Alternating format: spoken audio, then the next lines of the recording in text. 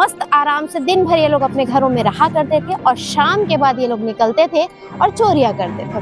खुद एक ही करके ये प्लानिंग और शातिर तरीके से करते थे, लेकिन फिर भी हमारी टीम ने उनको पकड़ा है। सीरियल चोर जो है दुर्ग पुलिस के हत्थे आखिरकार चढ़ ही गए। सुरक्षा का उचित प्रबंध आमतौर पे कोई व्यक्ति रहता नहीं है। बहुत सारे छोटे छोटे मंदिर जहाँ भी सीसीटीवी कैमरे भी नहीं रहते। चोरी और दुष्कर्म के मामले में पहले से इनमें से एक आरोपी ऑलरेडी जेल में था। इन दोनों की वहां पर दोस्ती हो जाती है और दोस्ती करके ये लोग जेल में सलाखों के पीछे ही पहले से प्लान कर लेते वापस जेल जाने का।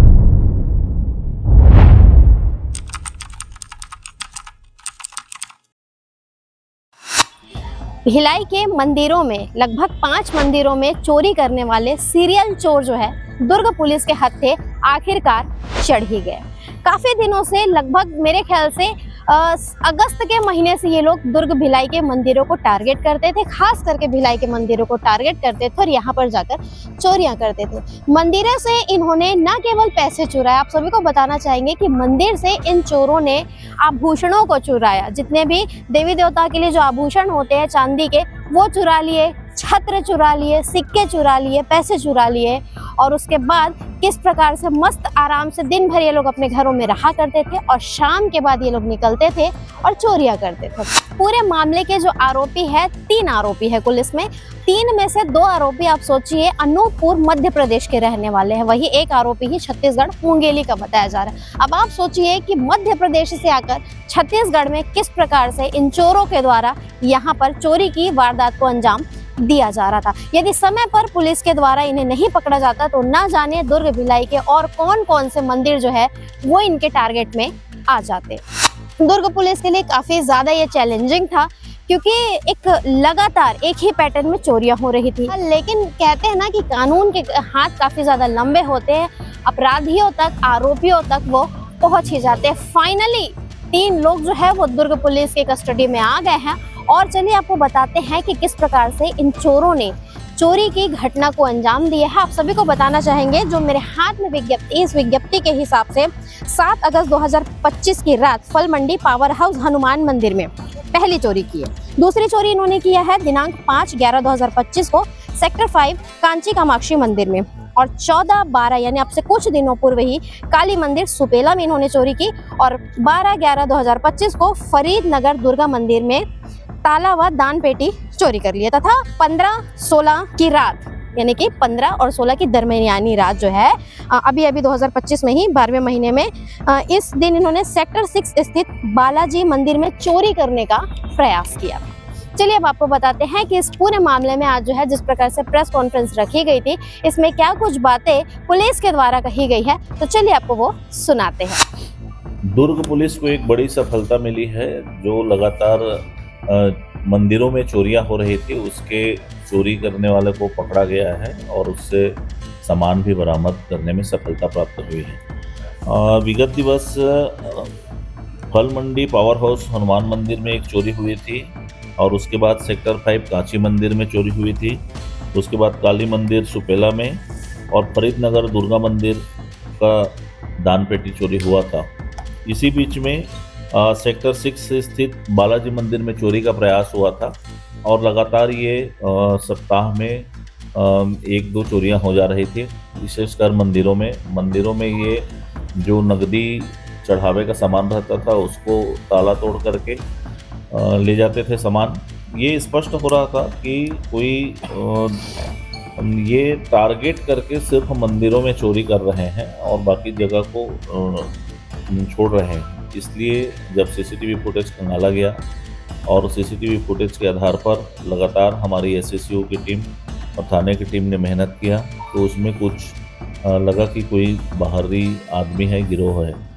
इसी बीच में मुखबिर से सूचना प्राप्त हुआ कि पावर हाउस के पास 2 लड़के रहते हैं, मुंगेली पासिंग गाड़ी है और ये दिन भर घूमते हैं, दिन भर रहते हैं, रात में कहीं न कहीं गायब हो जाते हैं, घर में रहते हैं। जब उन लोगों का पीछा किया गया और उनको रोक करके चेक किया गया तो उनके पास से ये सब्बल मिला उस गाड़ी में, जब ये सब्बल मिला गाड़ी में तो पुलिस को शक और पुख्ता हो गया और तब उन लोगों को कड़ाई से पूछताछ करने पर उसने अपना नाम रामचंद्र राठौर निवासी गोरसी अनूपपुर मध्य प्रदेश का बताया। दूसरे ने मुकेश जायसवाल जोगीपुर तखतपुर का होना बताया। ये मुकेश गाड़ी चलाता था और उसके बाद टारगेटेड करके मंदिर के पास उसको छोड़ के चले जाता था आसपास। और जो रामचंद्र राठौड़ है वो मंदिर में जा कर के ताला तोड़ करके, जो दान पेटी का ताला रहता था उसको तोड़ करके जो सिक्के वगैरह, वहाँ पर नकदी जो रहते थे और छत्र जो रहता था चांदी का, मुकुट, चम्मच, ये सारी चीज़ों को वो चोरी करके ले जाता था। उसके बाद चोरी करने के बाद ये अनूपपुर का रहने वाला है मध्य प्रदेश का, तो वहाँ अनूपपुर के ज्वेलर्स विकास सोनी, उसके पास ये सामानों को ले जाके बेच देता था, खपा देता था, रख देता था, तो इनको उससे आय हो जाती थी। लगातार प्रयास करके हमारी एसएसयू की टीम ने इस गिरोह को पकड़ा है, भंडाफोड़ किया है और इससे कुल एक होंडा शाइन CG 28 गाड़ी जो इसको प्रयोग करते थे चोरी में, उस गाड़ी को पकड़े हैं। एक सब्बल मिला है, इनसे एक मोबाइल और एक टेबलेट जब्त हुआ है और कुल 4,493 रुपये के सिक्के और 2,200 रुपये के नोट बरामद हुए हैं। आरोपियों से चोरी किए गए आरोपियों पर से जो चोरी का सामान था वो बरामद किया गया है। आज माननीय न्यायालय में पेश कर रिमांड में दिया जा रहा है। सर, इसे कुछ महीने पहले एक ऐसे ही चोर पकड़ा था जो केवल मंदिरों को टारगेट करता था, उससे इसका कोई इंटरलिंक? वो वैशाली नगर में रहने वाला चोर था, ये उससे इंटरलिंक नहीं है। ये चोर पूर्व में भी बिलासपुर में चोरी में पकड़ाए हैं, मंदिरों में ही चोरी करते हुए पूर्व में सजा याविये रहे। 4 महीनों से लगातार घूम के चोरी कर रहे थे, तो एसएसयू और दुर्ग पुलिस क्या कर रही है? अभी जब ये चोरी हुई है सुखेगा कि कब पता चला? इसीलिए तो पकड़े हैं। तो पहले की चोरियों में नहीं, जो जितना ये ऐसा इतना आसान नहीं है कि कोई ब्लाइंड ऐसा आकर के चोरी करके ऐसे जगहों को टारगेट करके कि जिन मंदिरों में किसी प्रकार की कोई CCTV ना हो, जिन मंदिरों में साइड का मंदिर हो, जो आम जगहों पे आने जाने का रास्ता ना हो, ऐसे जगहों को रेकी करके ये प्लानिंग और शातिर तरीके से करते थे। लेकिन फिर भी हमारी टीम ने उनको पकड़ा है। सर, अभी दुर्ग जिले में लगातार चोरी के मामले बढ़ रहे हैं। जैसे अभी जिनवानी बस्ती में भी चोरी हुई थी घर में, और 2 दिन पहले सुपेला संडे मार्केट में 2 दुकानों में चोरी हुई। तो ये जो चोर है वो आपस में फेंकते हैं, ये चुगला है?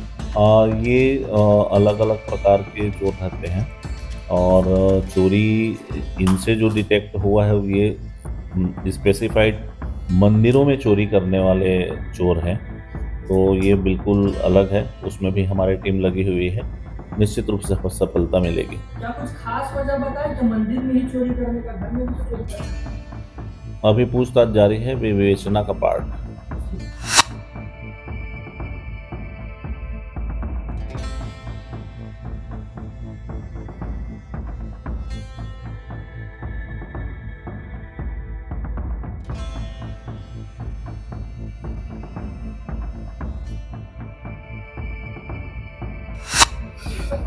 भिलाई शहर के विभिन्न मंदिरों में विगत लगभग 1.5-2 महीने से एक गिरोह के द्वारा लगातार चोरी किया जा रहा था। इस प्रकार नवंबर और दिसंबर माह में कुल 5 मंदिरों की चोरी का प्रकरण प्रकाश में आया, जिसमें एक प्रकरण छावनी थाने में है, 2 प्रकरण थाना सुपेला में, 2 प्रकरण भिलाई नगर सेक्टर 6 कोतवाली थाने का है, जिसमें एक प्रकरण सेक्टर 5 में मंदिर में चोरी का और एक प्रकरण मंदिर में चोरी के प्रयास का है। इन 5 प्रकरणों में लगातार आरोपियों की पतासाजी की जा रही थी। प्राप्त CCTV फुटेज और टेक इन के आधार पर प्रकरण में 2 आरोपी रामचंद्र राठौर और मुकेश जायसवाल को मुखबिर की सूचना पर और टेक इन के आधार पर पकड़ा गया। इनसे पूछताछ करने पर यह पता चला कि रामचंद्र राठौर जो है वो मूलतः जयतहरी अनूपपुर मध्य प्रदेश का रहने वाला है, जो मंदिर चोरी के मामले में ही बिलासपुर जेल में बंद रहा है। मुकेश जायसवाल जो है इसका साथी, ये मूलतः जोगीपुर तखतपुर जिला बिलासपुर का रहने वाला है और दुष्कर्म के मामले में ये बिलासपुर जेल में बंद था। दोनों की मुलाकात बिलासपुर जेल में हुई। इन दोनों ने जेल से ही दोबारा मंदिरों को टारगेट करके और मंदिरों से में चोरी करने का एक प्लान किया और प्लान के तहत वो यहाँ पे आए किराए के मकान लेकर के ये छावनी थाना क्षेत्र में। और फल मंडी में यहीं पे सुपेला में ये हमाली दिखावे के लिए हमाली के रूप में कभी कभार काम किया करते थे। इसके अतिरिक्त ये दिन भर अपने मकान में रहते थे जो किराए का मकान है, और रात को ये चोरी की घटना को अंजाम देते थे, मंदिरों में चोरी की घटना को। तो मुखबिर की सूचना जब मिली तो इन दोनों को पकड़ा गया। इनसे पूछताछ पर इनके द्वारा ये चोरी की 4 घटनाएं और एक सेक्टर 5 बालाजी मंदिर में चोरी का प्रयास का प्रकरण इन्होंने स्वीकार किया। और इन सभी चोरी से प्राप्त जो चांदी के जेवरात थे इनको इन्होंने विकास सोनी नाम का एक ज्वेलर्स है जो अनूपपुर का रहने वाला है, वहाँ पे इन्होंने बेचना स्वीकार किया।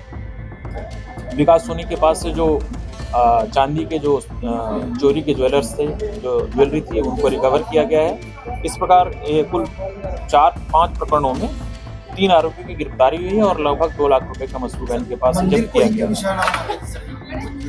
ये मंदिर एक सॉफ्ट टारगेट है और वहाँ पे आमतौर पे कोई भी सुरक्षा का उचित प्रबंध आमतौर पे कोई व्यक्ति रहता नहीं है। बहुत सारे छोटे छोटे मंदिर जहाँ पे सीसीटीवी कैमरे भी नहीं रहते। जो मुख्य आरोपी है रामचंद्र राठौर, इसके पहले भी मंदिर चोरी में वो बिलासपुर जेल में बंद रहा है और मंदिर में चोरी का वो अभ्यस्त अपराधी है। इस कारण इन्होंने सॉफ्ट टारगेट के रूप में मंदिरों में चोरी करने का प्लान किया और उसको एग्जीक्यूट किया। पैसे को कहाँ इस्तेमाल करते थे? चोरी के पैसे का उपयोग ये अपने निजी और दैनिक जीवन में खर्चे के रूप में करते थे और बाकी जो सिक्के थे उनको इन्होंने खर्च नहीं किया था। तो मंदिरों में दान पेटी से जो चोरी के सिक्के थे इनके घर से ही रिकवर हुआ है, जो किराए का मकान था इनका वहां से रिकवर किया गया। जेल के 4 दीवारों में जब ये चोर पहले से कैद थे, जैसे कि मैंने आप सभी को बताया कि चोरी और दुष्कर्म के मामले में पहले से इनमें से एक आरोपी ऑलरेडी जेल में था और वही दूसरा आरोपी भी शायद चोरी के ही मामले में जेल में था। इन दोनों की वहां पे दोस्ती हो जाती है और दोस्ती करके ये लोग जेल में सलाखों के पीछे ही पहले से प्लान कर लेते हैं वापस जेल जाने का। आप सोचिए, यहीं पर इनके द्वारा प्लान कर लिया जाता है कि वापस निकलने के बाद मंदिरों को टारगेट करेंगे। और क्यों मंदिरों को टारगेट करेंगे वो भी अभी आप लोगों ने सुना होगा कि प्रेस कॉन्फ्रेंस के बाद जब बाइट लिया गया सीएसपी सत्यप्रकाश तिवारी ने क्या कुछ बताया, तो आप लोगों ने सुना ही होगा कि क्यों आखिर इन्होंने मंदिरों को ही अपना टारगेट बनाया था। आप सोचने का तो विषय है कि ये लोग फिर से अब जेल जा रहे हैं, तो ना जाने अगली बार अब ये लोग किस प्रकार की चीजों को जो है वो अंजाम देंगे। फिलहाल इस पूरे विषय में आप सभी क्या कुछ कहना चाहते हैं कमेंट सेक्शन में जाकर कमेंट करके जरूर बताइए। बने रहिए N24 न्यूज़ खबरों की दुनिया के साथ। हमारा चैनल सब्सक्राइब कर ले, वीडियो को लाइक करें, शेयर करें। धन्यवाद।